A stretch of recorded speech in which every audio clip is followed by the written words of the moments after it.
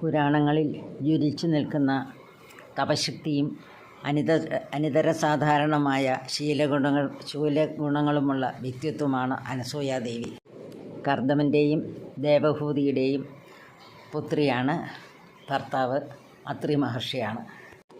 ഒരിക്കൽ രാജ്യത്ത് വരൾച്ച ഉണ്ടായപ്പോൾ തപശക്തി കൊണ്ട് കായ്കനികൾ ഉണ്ടാക്കി ആ രാജ്യത്തെ മുഴുവനും രക്ഷിച്ചത് ഈ ദേവി തന്നെയാണ്. അതേപോലെ തന്നെ ജലാശയങ്ങളും ജലസ്രോതസ്സുകളും എല്ലാം വറ്റി വരണ്ടപ്പോൾ സ്വന്തം തപശക്തി കൊണ്ട് ഇതിലെല്ലാം ജലം നിറച്ച് പുഴയിൽ കൂടിയൊക്കെ വെള്ളം ഒഴുക്കിയതും ഈ അസാധാരണമായ ശക്തിയുള്ള അനസൂയാദേവി തന്നെ.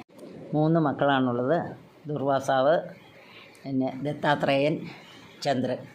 ഇവരുടെ ജനനത്തെ പറ്റിയൊക്കെ പല പല കഥകളും കേട്ടിട്ടുണ്ട്. എന്തായാലും നമ്മുടെ ത്രിമൂർത്തികളുടെ പത്നിമാർക്ക് പോലും അസൂയ ഉണ്ടാക്കുന്ന വിധത്തിൽ ഈ ഒരു കാലത്ത് ഈ അനസൂയാദേവിയുടെ ആ കീർത്തി, അതായത് എല്ലാവരും അവരെ സ്തുതിക്കുകയും പ്രകീർത്തിക്കുകയും ഒക്കെ ചെയ്യുമായിരുന്നു.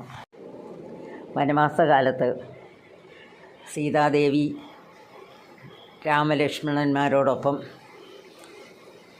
ഈ അത്രി മഹർഷിയുടെ ആശ്രമത്തിൽ ചെല്ലുകയും അവിടെ വച്ച് മഹർഷിയുടെ നിർദ്ദേശപ്രകാരം അകത്തുണ്ടായിരുന്ന വൃദ്ധതാപസ്യായ അനസൂയാദേവിയെ സന്ദർശിക്കുകയും ചെയ്യുന്നു.